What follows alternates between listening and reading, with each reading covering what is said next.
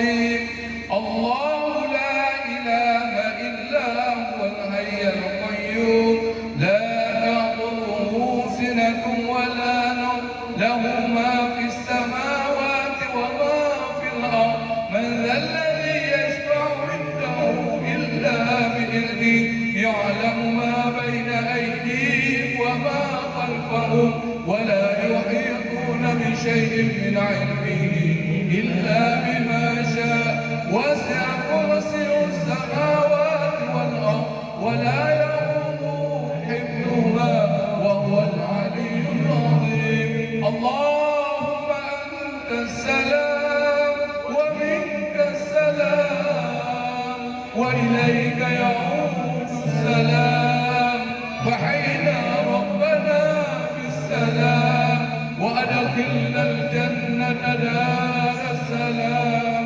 تبارك ربنا وتعاليت يا ذا الجلال والإكرام استغفروا لآبائكم وأمهاتكم رحمكم الله رب اغفر لي ولوالدي وارحمهما كما ربونا صغارا رب اغفر لي ولوالدي وارحمهما كما ربياني صغيرا رب اغفر لي ولوالدي وارحمهما كما ربياني صغيرا رب اغفر لي ولوالدي وارحمهما كما ربياني صغيرا رب اغفر لي ولوالدي وارحمهما كما ربياني صغيرا رب اغفر لي